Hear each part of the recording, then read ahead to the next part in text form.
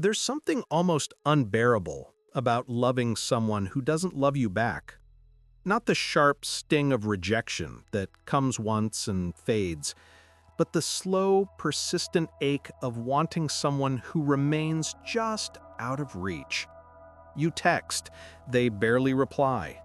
You show up, they stay distant. You give everything, and they give just enough to keep you hoping, but never enough to truly satisfy. And yet you stay. You wait. You convince yourself that if you just love them a little harder, understand them a little better, be patient a little longer, something will shift. They'll finally see you. They'll finally feel what you feel. But deep down, in a place you don't like to visit, you know the truth. They won't. And somehow that doesn't make you want them any less. If you've ever found yourself in this pattern, you're not alone. In fact, you're part of something much larger than a single failed relationship or a case of bad luck in love. Because here's the uncomfortable truth that most people spend their entire lives avoiding. The person you can't stop loving, the one who won't love you back, isn't really the person you're chasing at all. They're a ghost, a mirror, an echo of something that happened long before you ever met them. And until you understand what that something is, you'll keep finding yourself in the same story, with different faces, different names, but always the same ending. You might think you're unlucky in love, that you just keep choosing the wrong people, that maybe you're too much or not enough, or that love simply wasn't meant for you. But what if none of that is true? What if the reason you keep falling for people who don't love you back has nothing to do with them and everything to do with the way you learned to love in the first place? This is where Freud comes in. And before you roll your eyes at the mention of childhood or therapy or any of that, just stay with me. Because what Freud understood, what he spent his entire career trying to explain, is that love is not a logical choice. It's not a conscious decision based on compatibility, shared values, or mutual attraction. Love, in its rawest form, is a response, an emotional reflex, a pattern carved so deeply into your nervous system that you follow it without even knowing you're following it. You don't fall in love with who is good for you. You fall in love with what feels familiar. So now, years later, when you meet someone who is emotionally available, who shows up consistently, who is clear about their feelings for you, something strange happens. It doesn't feel like love. It feels flat, boring, too easy. There's no spark, no intensity, no fire. And you tell yourself they're just not the right person. But the truth is darker and more complex than that. The truth is that your unconscious mind doesn't recognize their behavior as love because it doesn't match the template you learned. It doesn't activate the old wound. It doesn't make you work for it. And without that familiar ache, without that longing, without that uncertainty, your body doesn't release the chemicals it associates with being in love. But then you meet someone else, someone charming, magnetic, a little aloof, someone who seems interested but not quite, someone who gives you just enough attention to keep you hooked but never enough to feel secure, someone who is inconsistent, unpredictable, emotionally guarded. And suddenly, everything lights up. Your heart races, your thoughts spiral. You can't stop thinking about them. You analyze every text, every glance, every moment of contact, searching for signs, for proof, for hope. This, your nervous system says, this is love. Because this is what love has always felt like. This is the shape of it, the texture, the pain. Freud called this repetition compulsion. It's the unconscious drive to recreate unresolved emotional experiences from the past over and over again, in the hope that this time the ending will be different. It's why people who grew up with an angry parent often end up in relationships with angry partners. It's why those who experienced neglect find themselves drawn to people who are emotionally unavailable. It's not that they enjoy the pain, it's that their psyche is trying to solve an old problem. It's trying to go back to the original wound and rewrite the story with a different ending. Except it won't. Because the person standing in front of you, the one you're trying so hard to win over, they're not the original person. They can't give you what you're actually looking for, because what you're looking for isn't really love. It's validation. It's proof. It's the resolution of a story that began long before they entered your life. And no matter how much they change, no matter how much they eventually give you, it will never be enough. Because the void you're trying to fill isn't in the present, it's in the past. Think about it this way. Imagine a child, small and tender, trying to get the attention of a parent who is always busy, always stressed, always just slightly out of reach. The child doesn't understand why. They don't have the language or the cognitive ability to think, my parent is dealing with their own trauma, their own limitations, their own struggles. Instead, the child internalizes it. They think, I must not be important enough. I must not be lovable enough. If I were, they would prioritize me. They would see me. They would stay. So the child tries harder. They become the good kid, the helpful kid, the kid who never complains, who achieves, who performs, who does everything right in the hope that one day the parent will finally look at them with the warmth and presence they crave. Sometimes it works for a moment. The parent smiles, praises them, gives them a hug, and in that moment the child feels the most incredible relief. See, they think, I was worthy all along. I just had to earn it. But then the parent's attention drifts again. The warmth fades. The distance returns, and the child is left with a devastating lesson. Love is not given freely. Love is conditional. Love is something you have to work for again and again, and even then, it might not stay. Now fast forward 20 or 30 years, that child is an adult. They've grown up. They've moved on. They don't consciously remember feeling that way.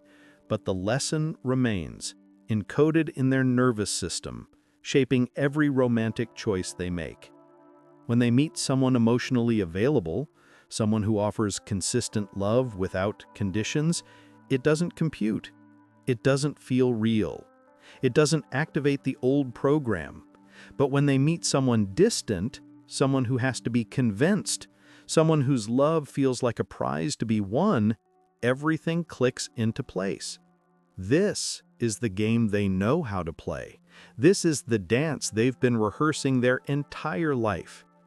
And so they chase, they give, they wait, they hope. They convince themselves that if they just love this person enough, if they just prove their worth, if they just wait long enough, the love will come. And maybe it does, in small doses, in fleeting moments, just enough to keep them hooked, just enough to make them believe that they're almost there, that they're almost worthy, that the breakthrough is just around the corner. But it never comes.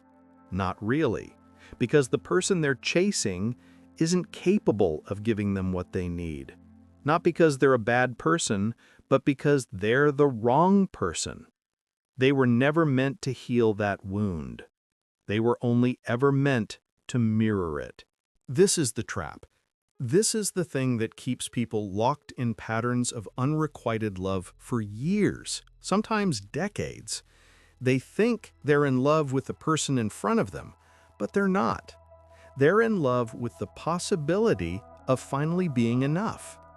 They're in love with the idea that if this person loves them back, it will undo all the pain of not being loved before. They're in love with the hope of healing. And here's the most painful part. The people you're drawn to, the ones who don't love you back, they often have their own wounds. They're often repeating their own patterns, playing out their own unconscious scripts. Maybe they learned that love is something to avoid, something that comes with conditions and expectations and pain.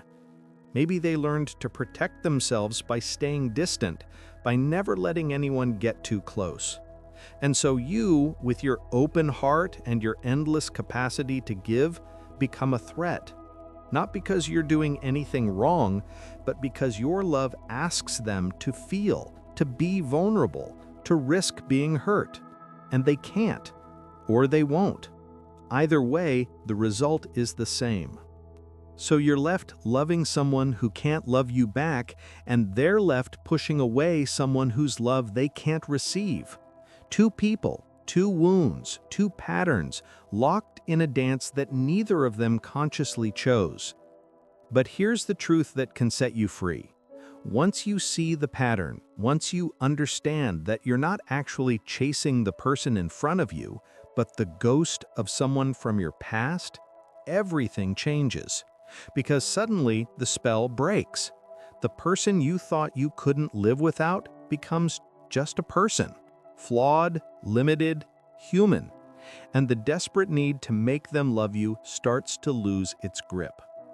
This doesn't happen overnight. It's not a switch you can flip, but it starts with awareness. It starts with asking yourself, gently, without judgment, who does this person remind me of? What does this feeling remind me of? When was the first time I felt this way? And then, even more importantly, what would it feel like to be loved by someone who doesn't make me chase? What would it feel like to be chosen without having to earn it? What would it feel like to rest in love instead of fighting for it? For many people, the answer is terrifying, because resting in love, receiving love freely, being chosen without conditions, it requires you to believe something you've never believed before. It requires you to believe that you're worthy, not because of what you do, but because of who you are.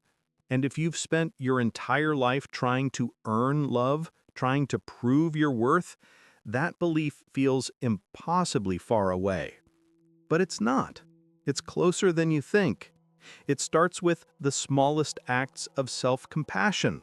It starts with recognizing that the child inside you, the one who learned to chase love, was never unlovable.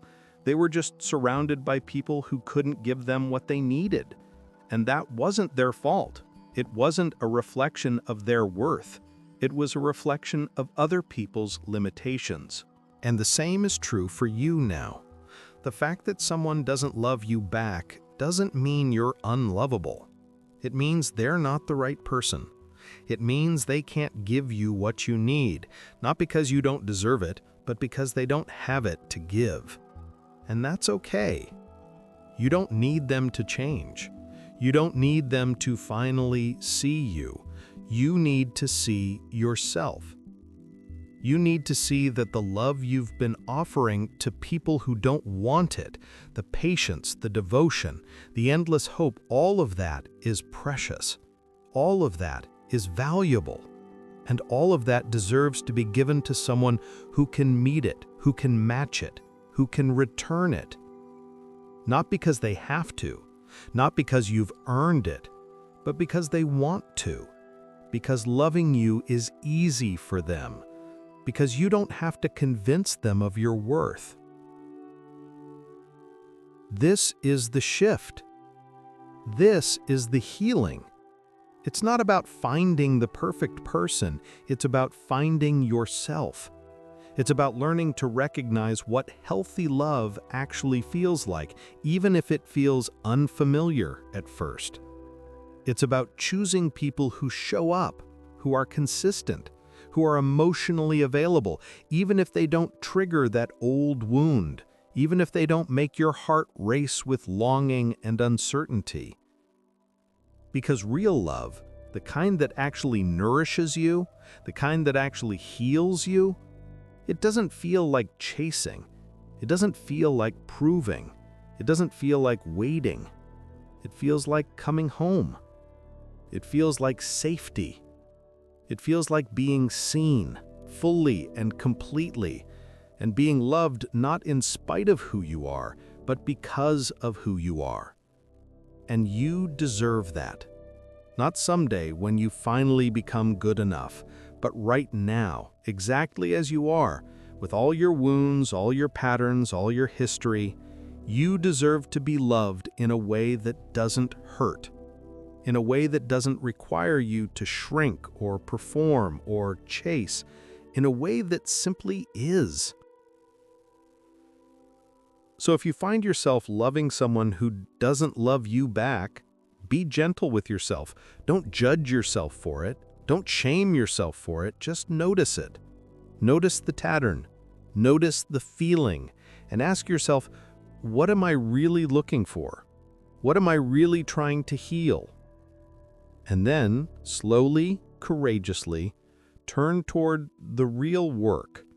Not the work of making someone love you, but the work of loving yourself. The work of healing the original wound. The work of learning to receive love instead of endlessly giving it to people who can't give it back. Because here's what Freud understood, and what every person who's ever been trapped in unrequited love eventually learns: you can't heal the past by recreating it.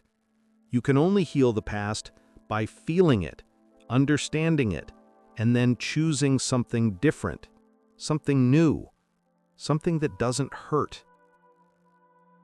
You're not unlovable. You never were.